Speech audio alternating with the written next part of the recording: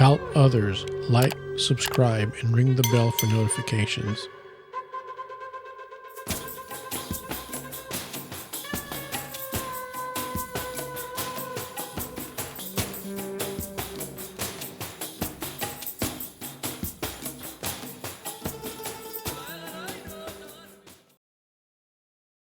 Shalom.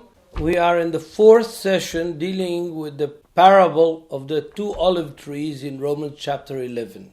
We have spoken about this parable, and now I'm coming to some conclusions that are important for understanding of the Apostle Paul in general and for the whole plan of salvation that God has designed through Yeshua HaMashiach for the whole world.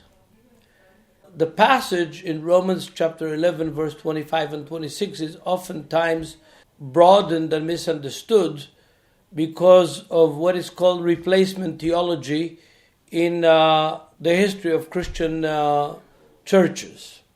Replacement theology essentially says that God is finished with the Jews and the church is now the elect people of God. God's anointed elect people is the church, and Israel is finished.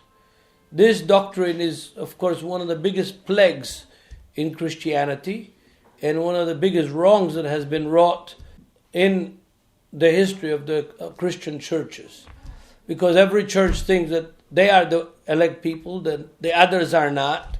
And essentially, this happened during the 4th, 5th century in the official church of the Byzantine Empire that later became the Catholic Church, and from it split the Greek Orthodox and Russian Orthodox Church, and from them came other churches, and finally the Protestants split from the Catholic Church, and then they kept splitting and splitting and splitting until there was thousands of Christian denominations, and each one thinks, okay, we are the Israel of God, and the Jews are nothing. God's finished with them, which is directly opposed to what the Apostle Paul says even in the first verses of chapter 11, when he asks the question, has God rejected his people whom he foreknew? The answer that the Apostle Paul gives is no. And then, in order to keep the Gentiles from boasting over the branches that were cut off, burned off, and fallen, the branches of Israel, some of the branches of Israel, not all the branches of Israel, because there's always a remnant that remains, and Paul makes that very clear in chapters 9, 10, and 11 of Romans. And of course, this is very clear also in the prophets. But we're talking now about all Israel. And the image that he takes is of an olive tree that was damaged, that branches were cut off from it. And Paul repeats this doctrine by saying that God is able to graft the fallen branches back in. And in fact, God promises to do so. Not only able to do so, he promises to do so when Paul says in verse 25 and 26 that he's going to reveal the mystery, that in the fullness of the time of the Gentiles, all Israel shall be saved. And as I've shown in the earlier lessons, all Israel's salvation is promised from the book of Genesis on through the whole Bible, through all the prophets. However, the root of this concept of the olive tree that comes back to life is found in Job chapter 14, verse 7, from where Paul gets this concept. I will read to you verse 7. For there is hope of a tree, if it be cut down, and it will sprout again, and that tender branch thereof will not cease, though the root thereof wax old in the earth, and the stock thereof die in the ground. Yet through the scent of water it will bud and bring forth boughs like a plant.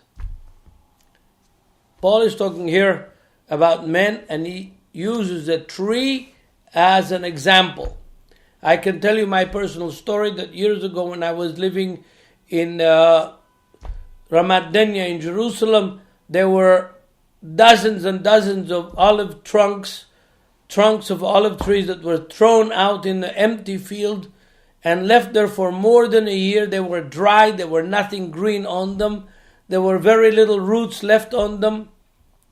And then the city came and dug holes, planted these olive looked like dead pieces of wood into the ground, and nothing happened for many months until the 1992 very heavy snow that fell over Jerusalem and covered Jerusalem for several days, freezing weather. Immediately after that, those olive trees started to bud. Now the whole area is full of olive trees, full of olives. They're all giving fruit, and people come and pick the fruit and make olive oil and olives cured at home. Those olive trees, almost every single one of them, except one, came back to life, which is the reason that Paul uses the olive tree as the example. And the Gentiles that were taken off the wild olive tree, that normally doesn't bear very good fruit, are planted into the natural olive tree, which bears fruit.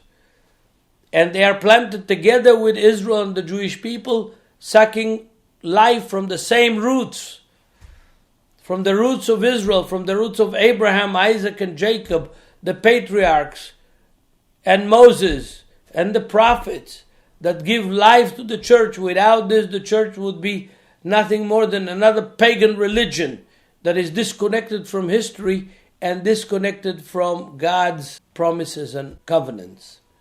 Therefore, dear brethren, when Paul says, when the fullness of the time of the Gentiles come, all Israel shall be saved, he is not bringing a new doctrine. He is bringing the same doctrine that was brought by Isaiah, Jeremiah, Ezekiel, Hosea, and the other prophets, that God is faithful to his promises. And that's why at the end of chapter 11, Paul goes into this ecstasy and says, the promises and the things that God has spoken are going to become true, and he becomes ecstatic in the end of chapter 11. We are dealing with one of the key issues that still plagues the Christian world, and that is their attitude toward Israel and their attitude toward the Jewish people. God's promise will be true, all Israel will be saved. The question whether the Gentiles are included or not included on Israel is really dependent on the Gentiles themselves, because God has only one body, one Savior, one baptism, one Spirit, and in God's economy, Israel is the chosen people of God. They are not rejected, and verse 28 of chapter 11 makes it very clear, even though according to the gospel they are hated, talking about Israel and the Jewish people, for your sake, for the sake of the Gentiles, according to God's election, they are beloved of God for the sake of the fathers. You must not forget this passage. You must, as Christians, reconsider the basic teaching about Israel that your churches teach, and reconnect with the root, reconnect with the history of salvation that God has wrought from Abraham on through Moses to King David and until Yeshua HaMashiach, who is still the King of the Jews. He was never the King of the Scots or the Irish or the Dutch or the Swedes. He was always the King of the Jews, remains the King of the Jews, and when he comes back, he will still be the King of the Jews. That's why your relationship to Israel needs to be reviewed.